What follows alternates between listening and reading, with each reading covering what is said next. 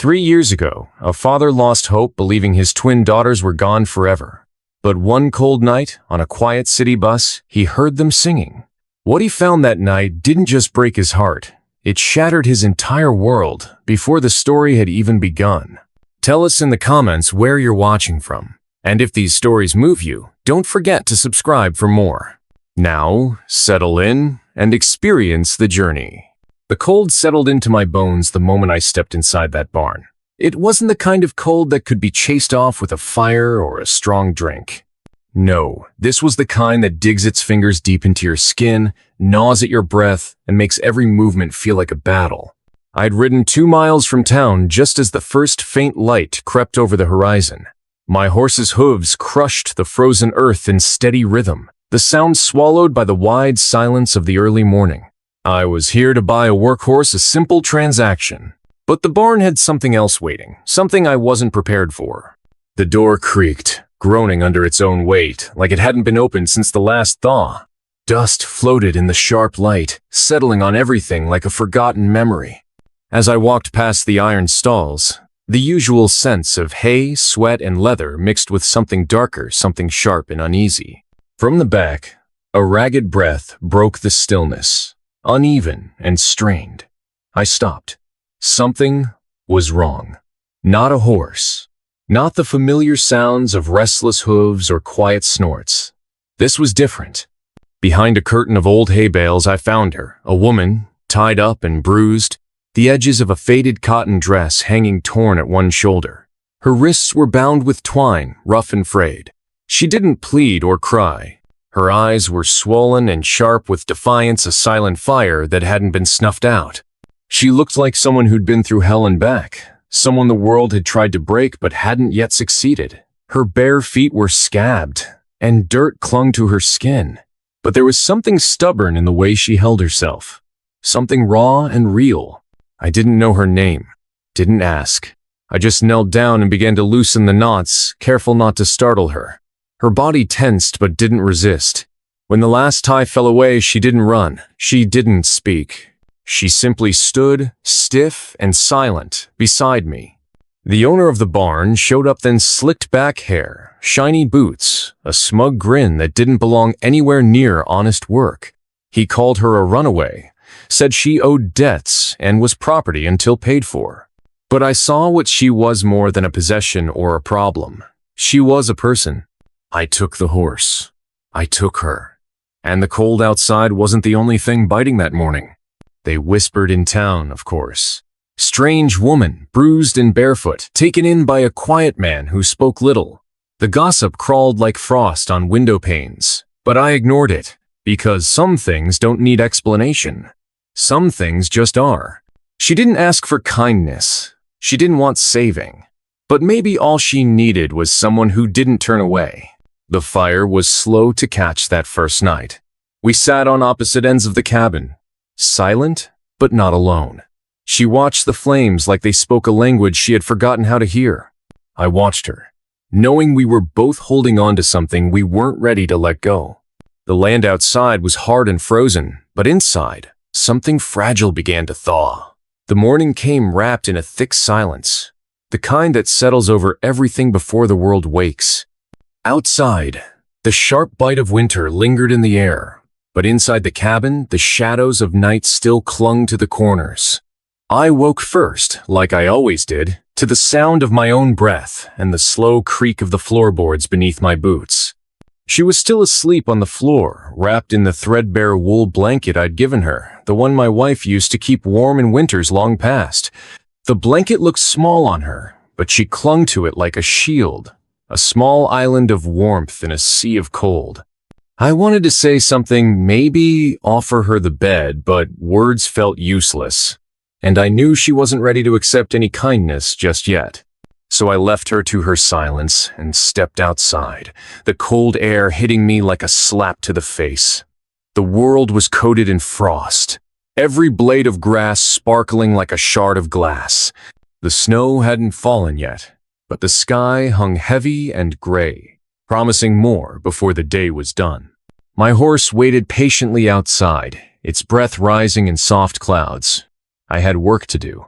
The ranch wasn't going to manage itself, and the fence by the north pasture had given way again. I needed to fix it before the livestock wandered off into the wilderness, lost and vulnerable to the wolves and the cold. I left a small meal on the table: bread, eggs, and a basin of water, hoping she might eat something. But when I returned hours later, the bread was gone, the basin empty, and she was nowhere to be found inside the cabin. Panic prickled the back of my neck. I found her in the barn, sitting quietly in the hay beside the stall where she had been tied. She didn't look up when I entered, her shoulders swallowed by one of my old flannel shirts, the one I usually wore while working the land. Her torn dress hung limply from a peg nearby, freshly washed and dripping. I didn't ask why she'd washed it. I knew it was the beginning of reclaiming herself, the beginning of washing away the filth and fear that had clung to her like a second skin. She was planting seeds in the cold dirt behind the barn. Carefully, methodically, rows so straight they looked unnatural in the frozen earth. I watched her for a moment, unsure whether to speak or leave her to her thoughts. "What are you doing?" I finally asked, my voice rough from disuse. She didn't look up. "Preparing for spring," she said softly, barely louder than the wind outside. "Not sure where I'll become spring." Her words hit me like a shot to the gut. Here was a woman who had run from everything, yet still clung to hope, still dared to believe there could be a spring for her somewhere beyond the cold. I crouched beside her, careful not to crowd the fragile space she was carving out. "You don't have to be alone," I said. She shook her head slowly, almost in disbelief. "I ain't yours to keep." "No," I replied quietly, "but you can stay." A week passed. She began sleeping in the bed. She didn't thank me or speak much, but she moved through the cabin with a quiet determination, doing small things: mending clothes, stacking wood, lighting the fire, like she was weaving herself back into the world. The townsfolk noticed. Whispers spread like wildfire. A woman without a name, a bruised past, living with a man who said little but carried weight in every step. They said she was property debt to be worked off, that she was lucky to have a roof, lucky to have any shelter at all. The deputy came by, a man with a lazy smile and eyes that always seemed to judge. He asked if I needed help on the ranch, but I saw through his words. He was checking on her, checking if I'd made a mistake. I told him no. He didn't press further, but left with a warning in his eyes. "People talk," he said quietly. He was right. They did. One afternoon, I returned from town with supplies to find her at the window, watching the snow begin to fall. Her coat hung open, sleeves rolled up, hands busy mending a shirt. She was quiet but fierce, like a woman who had learned to keep her secrets close. The past wasn't done with her. It never is. The man who had owned her, or at least claimed to showed up one day, boots too clean for the mud, and a smile that didn't reach his eyes. He carried papers, legal claims, and debts, trying to trap her again with the weight of ink and law. But we weren't going back. I stood between them, silent but firm, a wall of steady quiet. She was no one's property. She was free. The townsfolk watched from their windows, holding their breath. Some feared change. Some simply didn't know what to do with it. The judge ruled in her favor, the law finally seeing what the eyes had known all along. The man left, stripped of power and dignity, a ghost wandering a town that no longer feared him. She stayed. That night, the fire burned brighter than it had in weeks. She sang softly, a broken melody from a past life, the kind that mothers hum to children lost in the dark. It wasn't a lullaby, it was a promise, a vow that healing was possible, even in the coldest of places. I listened, not to fix her, not to claim her, but to witness, to hold space for something new. Days turned to weeks. The snow melted, revealing a world ready to be born again. She walked through town with her head held high, not running, but deciding where her story would go next. And I knew, as I watched her step into the light, that this was just the beginning. The days bled into each other, a slow procession marked by the changing sky and the steady work the land demanded. Winter was loosening its grip, but the wounds, the ones invisible beneath cracked skin and tired eyes, weren't thawing so easily. I watched her from the cabin window as she moved through the chores like a ghost learning to walk again.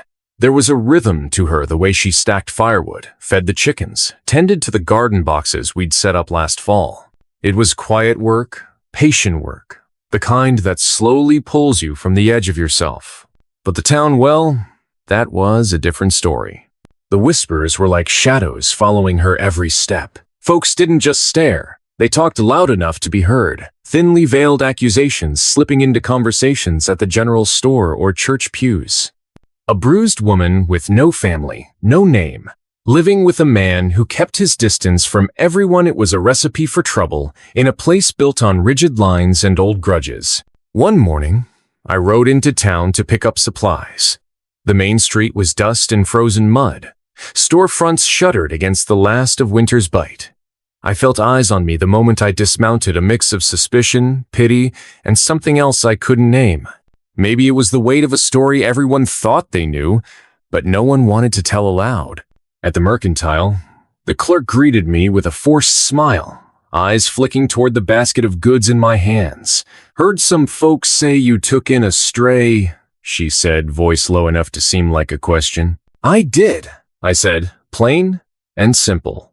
No use hiding what had already spread like wildfire. She nodded slowly, then dropped a sack of flour into my basket.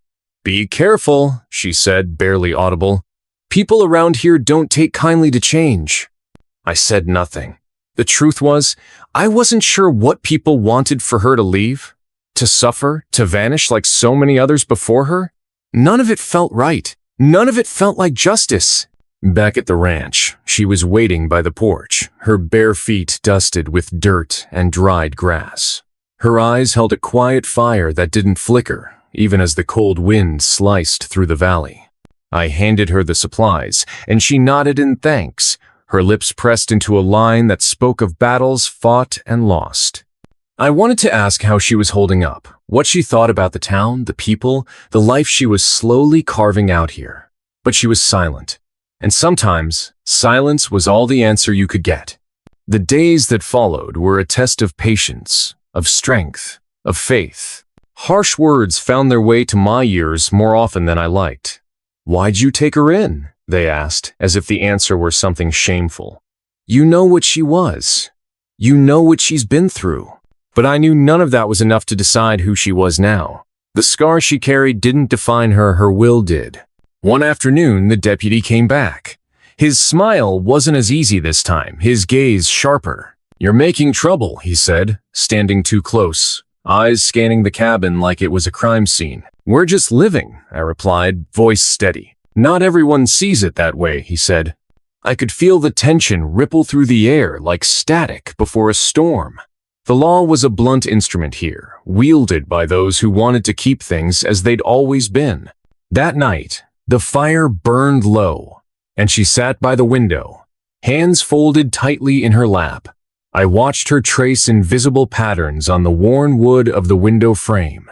The ghosts of her past were never far, lurking just beyond the flicker of candlelight. She didn't speak of them, not yet. But sometimes, her eyes told the story better than words ever could. The next day, she surprised me. She stepped out into the town square, head held high, boots on her feet for the first time since I'd found her. It was a small act, but it spoke volumes. She was claiming space where none had been offered. People stopped and stared. Some whispered. A few nodded in grudging respect. But most just watched, unsure what to make of the woman who dared to stand tall in a place built on silence and fear. I wanted to tell her to be careful, to hide, to stay safe. But I knew better. She wasn't the kind to shrink away. She was the kind to break through. Work on the ranch was a constant battle against the elements and the past. The fences needed mending, the animals needed tending, and the land demanded more than we could give sometimes. But it was honest work. The kind that grounds you when the world feels like it's spinning out of control. At night, when the fire was low and the stars blanketed the sky like scattered embers, we would sit together in the cabin's quiet.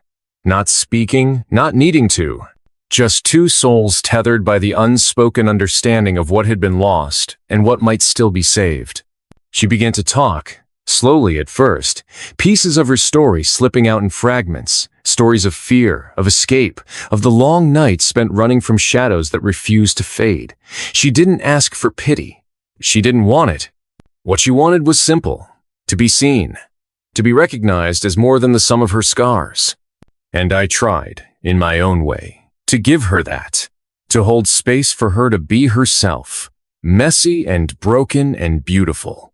But the town was watching, waiting for her to fall, for me to falter.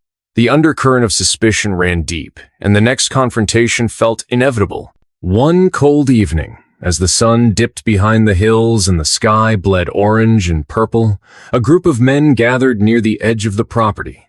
Their faces were hard, their words sharper. "You don't belong here," one said. "She doesn't belong here." I stood between them and the cabin, silent but unyielding. "We live here," I said. The tension broke with the snap of a branch underfoot, the wind carrying away the threat as quickly as it had come. They left, but the message was clear. Acceptance wasn't given freely here. It had to be fought for. And fight we would. Because sometimes the harshest winters don't come from the cold outside, but the chill in the hearts of those unwilling to change. Winter had not yet loosened its grip on the land, but something in the air was shifting a slow, deliberate thaw that no snowstorm or biting wind could stall. The cold mornings still bit through the thin fabric of my coat, but the days grew longer, the sun edging higher in the sky each afternoon. It was a reminder that even the harshest seasons, like the worst of our pasts, eventually had to yield to something new. She was outside when I woke, barefoot as usual, but today the frost seemed less threatening to her. She crouched in the dirt patch by the garden, fingers working the earth with a delicate persistence that was as much about healing as it was about survival. Her hands were raw, the knuckles scratched and red, but the way she moved so deliberate, so careful, it was clear she was not merely planting seeds, but reclaiming ground she'd long thought lost. I brewed coffee and carried it outside, the mug warm between my hands, the steam curling in the frigid air like a whispered promise. She didn't look up when I approached, but her posture softened as I set the cup beside her. "You're quiet today," I said, breaking the silence. It wasn't really a question. She glanced at me then, eyes steady. "I'm thinking," she said simply. That was enough. Thinking wasn't something she'd done much of in recent months, not freely, anyway.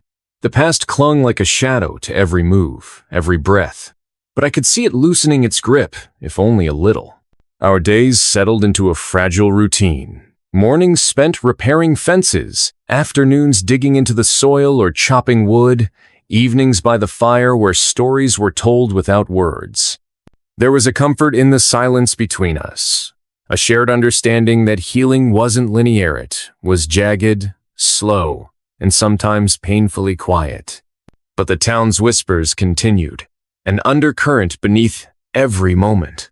We could feel them watching, waiting for a misstep to confirm their worst suspicions.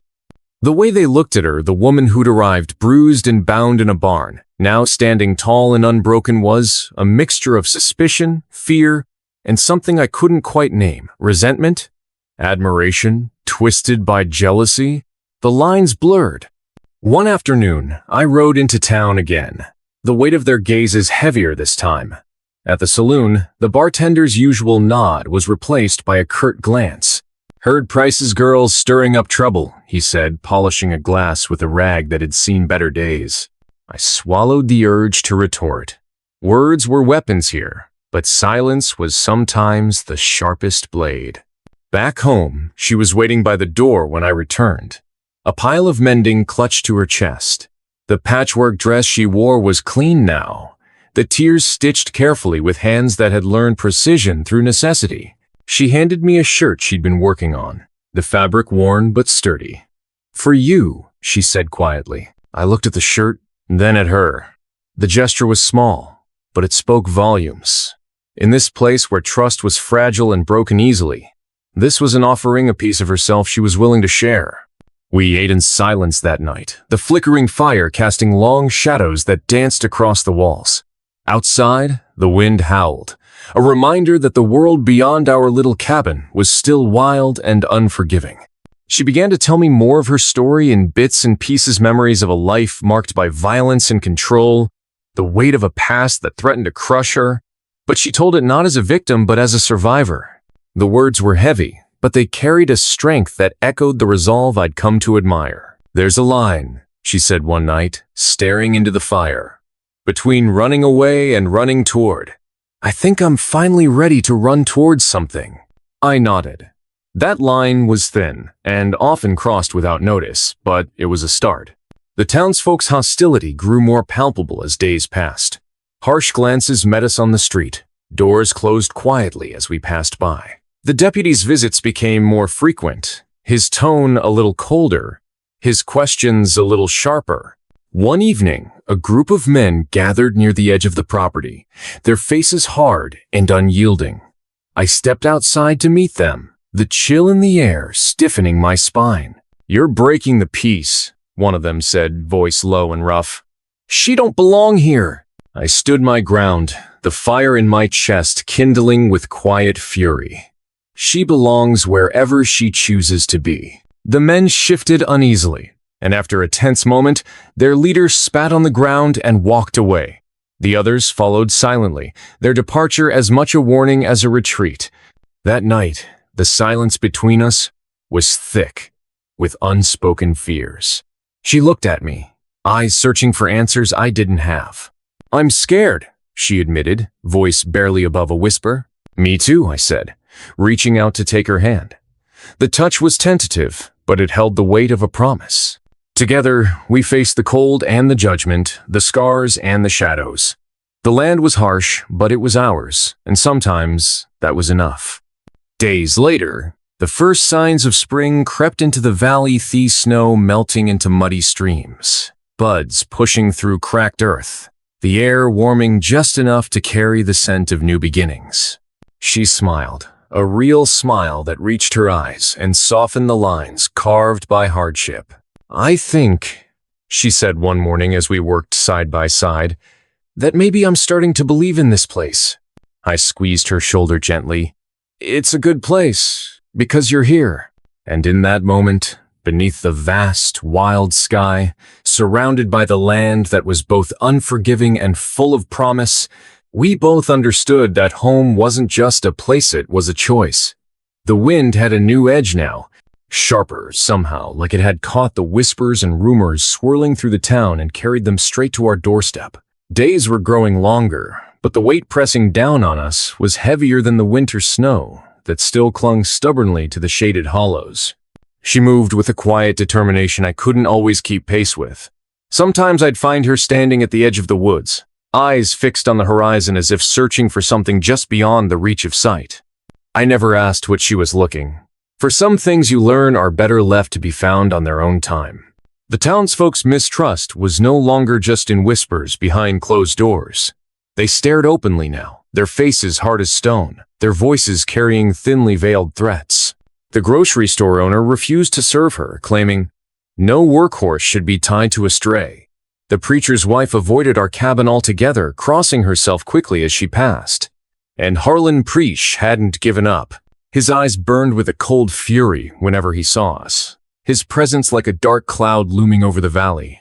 One evening, as I sat chopping wood near the barn, the sound of hooves thundering down the dirt road broke the silence. I looked up to see Harlan and two of his men riding hard, their faces set in grim lines. "Boaz!" Harlan called out as they pulled up, dust swirling around their boots. "You're meddling in things that don't belong to you. That woman's debts aren't paid, and you're breaking the law harboring a runaway." I set my axe down, steadying myself against the sudden rush of cold anger. "She's no one's property," I said, voice low and steady. "And she's under my protection." Harlan sneered. "Protection? You're just making yourself a target. The law will catch up with you both. This ain't a charity case." He spat into the dirt and turned his horse. "You've got until sundown to send her back, or there'll be trouble." They left as suddenly as they came, the weight of their threat hanging heavy in the air long after their dust had settled. I knew Harland wasn't bluffing, but I also knew I wouldn't back down. That night, I found her sitting by the fire, eyes distant but fierce. She looked up when I entered, a flicker of worry crossing her face. "They're coming for us," she said quietly. "We have to be ready." I nodded, pulling my chair closer to hers. "We'll face it together." We spent the next days preparing, reinforcing the barn, stacking firewood higher, checking the guns and rifles that lay hidden beneath the floorboards. The land was no longer just a refuge, it was a fortress. She began to open up more in those days, sharing fragments of memories that had been locked away, buried beneath years of pain and fear. I listened without judgment, without pressing for more than she was willing to give. Sometimes, the most powerful thing you can offer someone is just your presence. One afternoon, as the sun cast long shadows over the valley, she took my hand as we walked through the fields. The soil was soft beneath our boots, the smell of earth and growing things filling the air. "I used to think running was the only way out," she said. "But maybe standing still and fighting for something is braver." I squeezed her hand, the warmth of her skin grounding me. "You're the bravest person I've ever met." The nights grew colder, and the tension in the town reached a breaking point. Rumors spread like wildfire, painting her as a threat, a liar, a danger to the fragile peace. Yet, despite the harsh judgment, she never faltered. One evening, the sheriff himself came calling. He was a tall man, with tired eyes and a weary voice. "Boaz," he said, stepping inside the cabin. "The law's clear on this. If you keep her here, you're liable. I'm warning you." I looked him in the eye. "And if I refuse?" He sighed, running a hand through his graying hair. "Then you're on your own." The door closed behind him with a quiet thud, leaving us alone with the storm outside and the one gathering in the town. That night, I lay awake, staring at the ceiling, the weight of responsibility pressing down like a stone on my chest. But next to me, she slept barefoot, fragile yet unbreakable. Morning brought a fragile peace. The snow melted into muddy trails, the first crocuses pushing through the thawing earth. She stood at the window, watching the world wake, her reflection ghost-like against the glass. "You ready?" I asked softly. She turned, eyes steady. "I am." Together, we stepped into the rising sun, two broken souls bound by shared pain and a fierce hope for something better. The fight ahead was uncertain, but it was ours to face. And in that, we found strength. The days blurred together under a sky that seemed to be holding its breath. The wind no longer just whispered. It howled with a fury that matched the tension settling over the town like a thick, choking fog. Every glance from a neighbor, every sideways murmur behind closed doors, felt like a sharpened blade aimed at the fragile peace we'd been trying to build. She was stronger now, far beyond what I ever expected. The bruises on her skin faded, but the scars etched deep within her eyes remained, telling stories she refused to voice. Sometimes, I caught her standing at the edge of the woods, staring past the trees, as if listening for something no one else could hear. The barn had become more than just shelter. It was a fortress where memories tangled with hope, where every nail driven and beam raised was a silent promise to stand firm no matter what came next. Harlan Price's shadow loomed larger each day. He prowled the streets like a wolf, his presence a constant threat. His men whispered of violence, of taking what he claimed was owed, claiming she was still his property in the eyes of the law. The so-called law that bowed to power and money, not truth or justice. One evening, as the sun sank behind the jagged outline of the hills, Harlan's men rode into town. Their horses' hooves drummed like a war march, echoing down the dusty streets. The town held its breath. I met them at the edge of the property, the cold metal of my rifle resting steady in my hands. She stood beside me, her bare feet planted firmly on the frozen ground, eyes blazing with defiance. "You're making a mistake," I told them. "This woman's under my protection. You come any closer and it won't just be words." One of them spat on the ground. "Protection don't mean shit when the law's on our side." I fired a warning shot into the air. The sharp crack sliced through the silence, a message clear as day. For a moment, The world seemed to hold still. Then, slowly, they pulled their horses back, their eyes burning with grudges and promises of future violence. That night, the fire between us burned brighter, casting long shadows on the walls. We didn't speak much, but the silence wasn't empty. It was full of understanding of battles fought alone and battles fought together. She finally broke the quiet. "I used to think running was the only way," she whispered. "But maybe standing still, fighting, that's the real courage." I reached out, brushing a stray lock of hair from her face. "You're braver than anyone I've ever known." But even as we found strength in each other, the town's hostility grew. Doors closed tighter, voices grew louder, and eyes followed us with suspicion and fear. The preacher's sermons took on a harsher tone, preaching about sins and retribution, thinly veiled warnings aimed directly at us. One morning, the sheriff came to the cabin again. His face was grave, his words clipped. "Boaz, there's talk of a posse forming. They say you're harboring a fugitive." I met his gaze, steady and unflinching. "She's no fugitive. She's someone who deserves a chance." He shook his head. "You're putting yourself and everyone else at risk." "Sometimes the right thing is the hardest thing," I said. "I won't abandon her." The sheriff sighed, a mixture of frustration and respect in his eyes. "I won't be part of this if it comes to bloodshed. Just be careful." Days later, a group of men gathered outside town, a posse bound by fear and false justice. Their horses kicked up clouds of dust as they rode toward the cabin, their faces grim and determined. We prepared as best we could. She packed a small satchel, her hands steady, but her eyes distant. "We don't have to run this time," I told her. "We face it together." Her lips pressed into a thin line. "I'm not running anymore. Not from the past. Not from them." The night before the posse arrived, we sat by the fire. The flames danced in her eyes, reflecting a fierce light I hadn't seen before. "You saved me once," she said quietly. "Now it's time I fight for myself." I nodded, pride swelling in my chest. "And I'll be right there with you." When dawn broke, the posse reached the cabin. The tension was thick enough to taste. Every moment stretched taut. Harlan stepped forward, a sneer playing on his lips. "This woman belongs to me. The law's on my side." I stepped between them.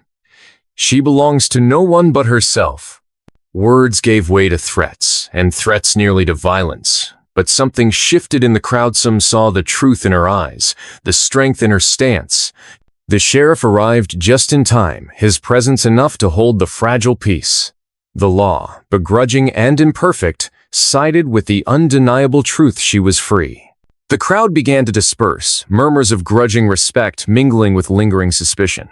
She turned to me, a small, genuine smile breaking through the storm. "We did it," she whispered. "No," I corrected softly.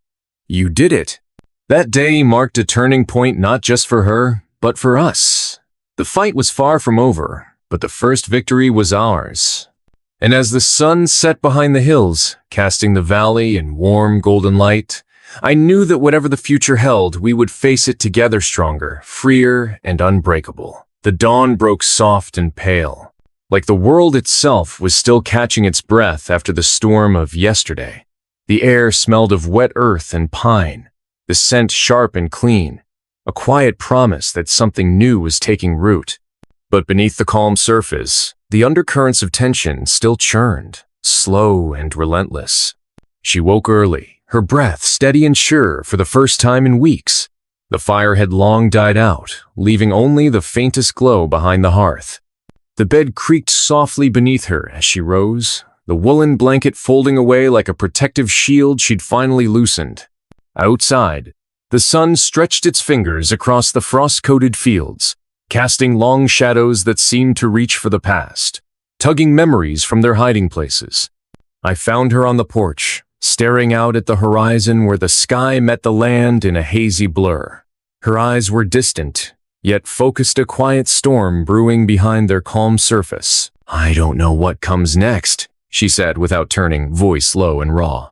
I stepped beside her, the cold seeping through my boots, grounding me to the earth we both now called home.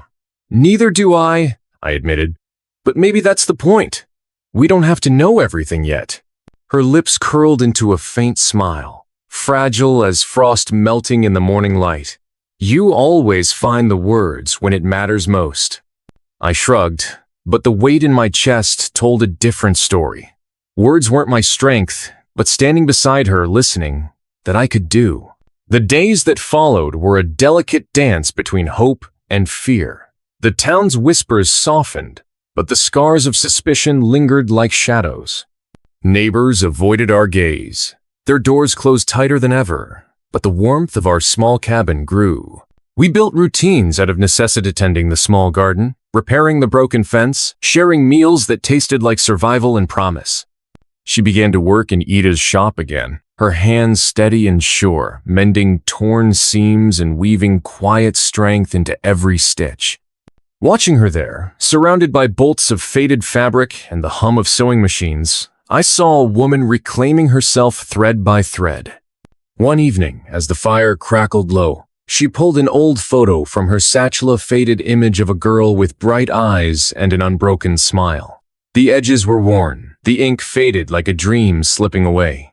"I used to be someone," she whispered, "before the shadows found me."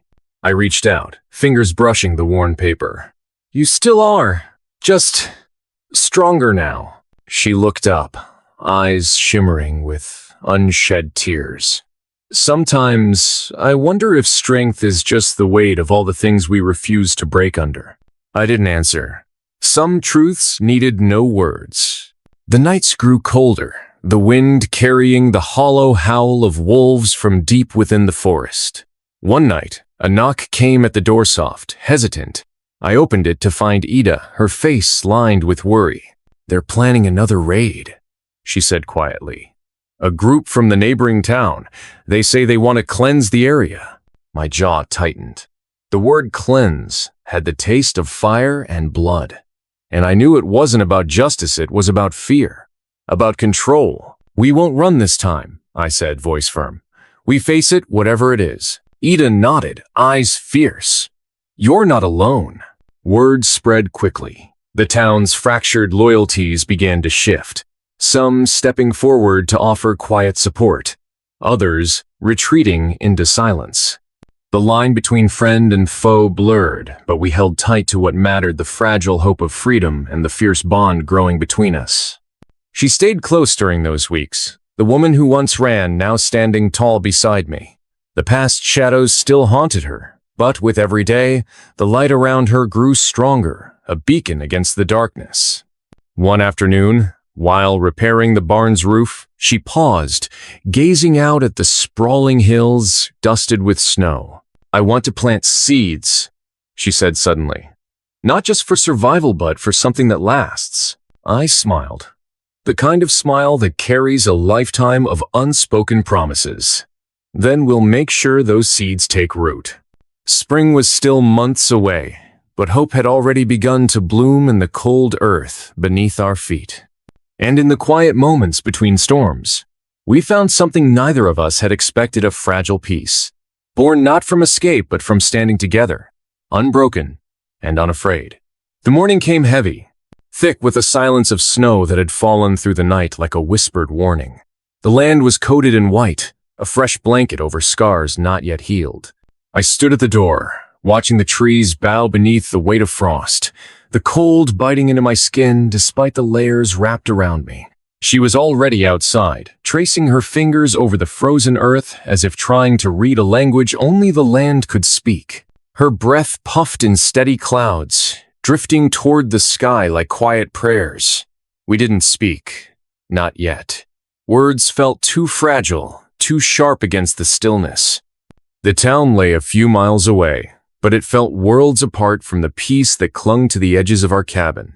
Since Ida's warning about the raid, the air had been taut with tension, like a string pulled too tight. Everyone knew the stories, men coming from neighboring towns, armed and dangerous, ready to root out anything they deemed undesirable. The word cleanse lingered in whispers, colder than the winter wind. We weren't just fighting for survival anymore. We were fighting for what we were becoming. Inside, the cabin was quiet but alive with small sounds: the crackle of the fire, the scrape of wood as I patched the broken window frame. She moved like a shadow, steady and purposeful, sewing new curtains from worn fabric. The soft swish of needle through thread echoed in the room, a rhythm that spoke of healing. "You ever think about how this place will look come spring?" she asked, voice low, almost hesitant. I looked up, meeting her eyes clear and determined, though clouded with memories that still clung to her like winter's chill. "It'll be different," I said. "Not the same broken things covered by snow, but something new. Something built from what we've learned." She nodded, folding the fabric carefully. "I want to plant roots here. Not just in the soil, but in this life." I admired the way she carried the weight of her past without letting it crush the person she was becoming. There was courage in that, a stubborn flame that refused to die. The days grew shorter, the sun barely cresting the horizon before slipping away again. The town's unrest spread like wildfire. Rumors swirled through the saloons and storefronts. Some whispered about outsiders stirring trouble, others feared the coming storm but dared not speak openly. One afternoon, as I tended to the horses, I noticed a group gathering near the town square. Faces I recognized, neighbors, acquaintances, their expressions tight with worry and anger. A deputy rode up, barking orders, his voice sharp with authority but hollow underneath. The news came fast. The raid was imminent. They were coming to cleanse the town, to restore order by whatever means necessary. I felt her hand find mine, fingers lacing tightly with a grip that said more than words could. We stood side by side, two souls tethered by quiet defiance. "We can't run," I said. "Not this time." She squeezed my hand. "Then we stand." That night, the fire in the hearth burned bright and fierce, shadows dancing on the walls like ghosts from a past neither of us could fully escape. She sat close, eyes flickering between the flames and the window, listening for sounds that might betray the coming danger. I watched her, the way her shoulders held the tension, the silent resolve in her gaze. The woman who had once been bound and broken was now a force tempered by fire and loss. The wind picked up outside, rattling the panes and carrying with it the distant howl of a lone coyote. The wilderness around us was no longer just a backdrop. It was an enemy and a sanctuary, wild and unpredictable as the hearts beating within these walls. Morning came too soon, the sky a dull gray beneath heavy clouds. We armed ourselves with what we had: a few rifles, a hunting knife, the strength of a bond forged in hardship. The town waited, breath held, for the inevitable. When the riders appeared on the ridge, silhouetted against the dim light, I felt a cold knot tighten in my gut. They came not as neighbors, but as judges, their eyes hard, their intentions clear. Among them was Harland Price, his silver hair gleaming with a smugness that made my blood boil. But I wasn't the man I'd been when I first found her in that barn, and she wasn't the scared girl bound by fear. We stood together as they approached, the snow crunching under boots and hooves. The townspeople watched from behind closed doors, whispers like a storm waiting to break. Harland stepped forward, voice loud and filled with false righteousness. "This town belongs to law and order. We cleanse the filth that threatens it." She met his gaze, eyes steady and unflinching. "I'm no one's property." His sneer was sharp. "You'll learn your place." I raised my rifle, voice steady. "Not today." What followed was a clash not just of guns, but of wills. Shots echoed against the cold hills, the bitter wind carrying the sound like a dirge. Neighbors emerged from shadows, some to join the fight, others to flee. The lines blurred friend and foe, right and wrong tangled in the fierce survival of the moment. She moved with a quiet ferocity, defending not just herself but the life we were building. Her hands, once trembling, now steady as the rifle she wielded. The battle was brutal but brief. The riders were driven back, their threats fading into the snowy night, but the cost was not without weight. The town had seen the breaking of old orders, the shattering of fears. In the aftermath, as the snow settled over the bloodied earth, we stood together, two survivors, bound by more than just necessity. The silence between us was heavy with unspoken understanding. "You saved me once," she said softly. "Now, we save each other." I nodded, pulling her close against the cold. Together, we build the kind of home that can't be burned. Outside, the wild winter night stretched endless and unforgiving, but inside, a fire burned steady not just in the hearth, but in the heart of two souls who had found, against all odds, a place to stand. The snow lay thick on the ground, a heavy blanket smothering the earth in cold white silence. Days had passed since the raid, the bitter clash that left scars both visible and invisible, and still the chill lingered, clawing through the thin walls of the cabin like an uninvited guest. Inside, the fire flickered low, struggling to hold warmth against the unrelenting cold outside. I watched the smoke curl up the chimney, spiraling like the memories that refused to fade. She sat near the window, wrapped in the old red coat that had become a symbol of survival, of defiance. Her fingers traced the frost patterns on the glass, delicate and fractured like the pieces of her past. The silence between us was thick, weighted with all the things we hadn't said, the fears, the regrets, the hopes tethered to fragile threads. Outside, the world was still wild and merciless, but inside these walls, something was beginning to shift. We were no longer just two broken souls seeking refuge. We were becoming something new, a force tempered by pain, held together by shared stories and quiet moments. That morning, the sky was a muted gray, the sun a faint glow behind heavy clouds. I stepped outside to tend the horses, their breath steaming in the crisp air. The wind whispered through the bare branches, carrying with it a hint of spring that felt distant but certain. It was time to plant seeds not just in the earth, but in the fragile soil of a future neither of us dared imagine until now. As I worked, she joined me, her movements slow but sure, carrying a basket filled with dirt-stained gloves and a small packet of seeds. We didn't speak much. The work itself was a language we both understood. Digging furrows in the frozen ground, pressing seeds into the cold earth, it was a declaration, a promise that life could grow again even here. Later, inside the cabin, she pulled out a worn sewing basket, the same one that had once made me flinch. Her fingers were steady now, weaving thread through fabric with a quiet confidence. I watched her transform the torn scraps into something whole, something that whispered of hope. She didn't talk about what had happened during the raid, or the men who had come to claim her as property. It was as if saying the words aloud would give them power they no longer deserved. But I saw the weight in her eyes, the way she clenched her jaw against the memories that surfaced in the quiet. One night, as the fire crackled and the wind howled outside, she finally spoke. Her voice was soft, fragile like a whisper carried on the breeze. "I used to believe I was broken beyond repair," she said, staring into the flames. "Like a thing discarded, forgotten. But now I think maybe the cracks are what let the light in." I nodded, understanding more than words could say. We'd both been shattered, shaped by loss and hardship, but here in this wild, unforgiving land, we were finding the strength to piece ourselves back together. The town around us was changing too. The raid had shaken things loose, old grudges, whispered judgments, buried secrets. People were watching us, talking behind closed doors, but something had shifted. Fear was giving way to something harder to name: respect, perhaps, or a grudging acceptance. One afternoon, as we rode into town for supplies, I felt the weight of those eyes on us.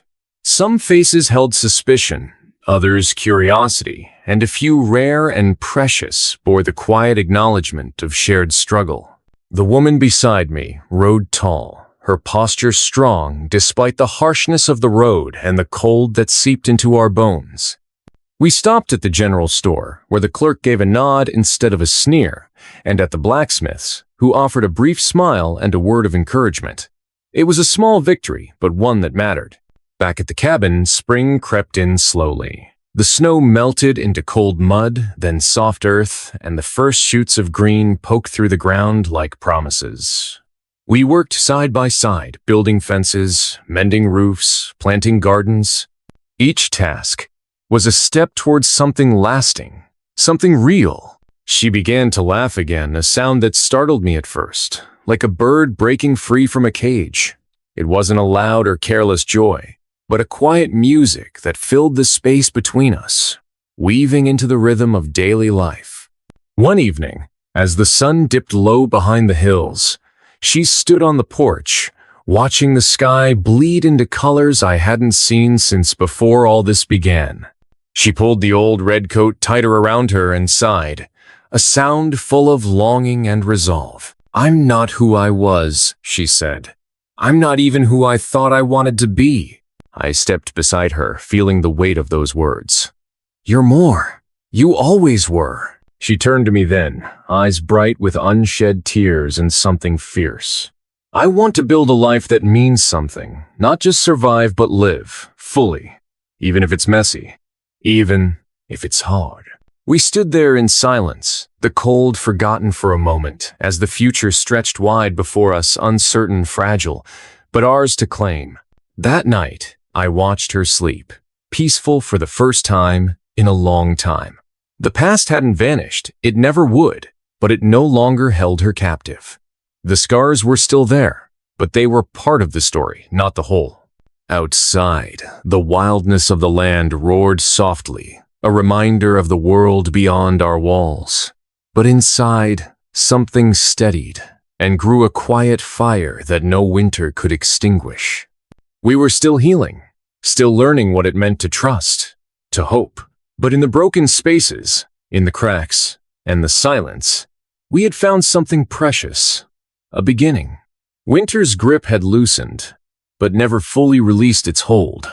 The land was still scarred, frozen ground thawed only to reveal the harsh truths beneath. Broken fences, churned mud, and the silent weight of a season that left no one untouched. The Wild West was unforgiving, and neither of us was untouched by its relentless cold in body or soul. The cabin stood quiet, smoke curling from the chimney like a whispered prayer. Inside, the air was thick with the smell of wood smoke and worn leather, the soft creak of floorboards the only sound breaking the stillness. I sat across from her, watching as she worked the worn fabric in her hands, stitching, mending, creating. Every careful thread was a stitch in the fragile fabric of our new lives. She didn't look up. Her eyes were steady, but something raw flickered beneath the surface, a restless ache I'd come to recognize as both strength and pain. We'd come so far, but the past clung to us like the last cold breath of winter. The silence between us was sometimes louder than any words. Filled with memories, neither dared speak aloud. The townsfolk still whispered, still stared, their judgment as sharp as the knives tucked away in their belts. They saw her as the runaway, the scarred woman who dared to walk free. They saw me as the man who'd taken her in reckless, maybe foolish, certainly defiant. But here, in the flickering shadows of the cabin, we were just two souls trying to breathe. That evening, the wind howled against the windows, rattling the panes with a fury that matched the storm in my mind. I broke the silence. "It's getting warmer," I said, voice low. "Spring's on its way." She smiled, then a fleeting curve of her lips, fragile but real. "Warmth isn't just outside," she whispered. "It's in here too. Maybe." I leaned forward, my heart heavy but hopeful. "You don't have to carry the weight alone anymore." Her hands stilled. She looked up, eyes meeting mine, fierce, guarded, vulnerable all at once. "I don't know how to be anything else," she said. "Not after everything." I understood, more than I could say. We sat like that, the fire crackling between us, a fragile bridge over the chasm of our histories. The days that followed were filled with small victories, mending fences, planting seeds, repairing what was broken. Every act was a defiance against the harshness of the world, a promise that life could be reclaimed. But healing wasn't linear. The past didn't stay buried. One cold morning, the door rattled harsh, insistent. I opened it to find him standing there, Harlan Price. His eyes were cold steel, lips curled in a sneer that spoke of grudges too deep to forget. "I heard you've got her here," he said, voice dripping with menace. I didn't flinch. "She's not yours." He spat on the ground. "She's bound by law. Papers signed. You're breaking the law. I stepped forward, my voice steady but fierce. She's free. Free of you. Free of your lies. He laughed then, bitter and hollow. We'll see what the law says. The threat hung heavy in the air, a dark cloud threatening to undo everything. But she stepped beside me, no longer the frightened woman tied in a stall, but someone who had fought to reclaim her name. We've lived through worse, she said, voice steady. And we'll fight again if we have to. The standoff didn't last long. Harlan left with a final sneer, but the battle was far from over. That night, we sat together, the weight of what was to come pressing down like the thick snow outside. I don't want to lose this, she said quietly. Us. I reached for her hand, rough but steady. You won't. Not if I have anything to say about it. We were two broken pieces, held together not by fate, but by choice. In the coming weeks, we faced the town's judgment, the legal threats, the whispered warnings. But we faced them together, a united front against a world that tried to keep us apart. The land around us began to breathe again, green shoots breaking through the thawed earth. The first flowers dared to bloom, fragile yet determined. And so did we. We built a life not defined by fear or past wounds, but by resilience and quiet hope. She taught me how to see the beauty in the broken, how to find strength in vulnerability. I showed her the meaning of trust not just in others, but in herself. One evening, as the sun dipped behind the hills, casting the world in gold and shadow, we stood on the porch, side by side. Do you think we can truly be free? She asked. I looked out at the endless horizon, where sky met land in a blur of possibility. Freedom isn't just a place, I said. It's a choice, and we've made it. She smiled then, a real, unguarded smile that reached her eyes. Then let's choose it. Every day. The Wild West was still wild, still harsh. But inside the walls of our cabin, in the quiet moments between storms, we had found something stronger than fear or pain.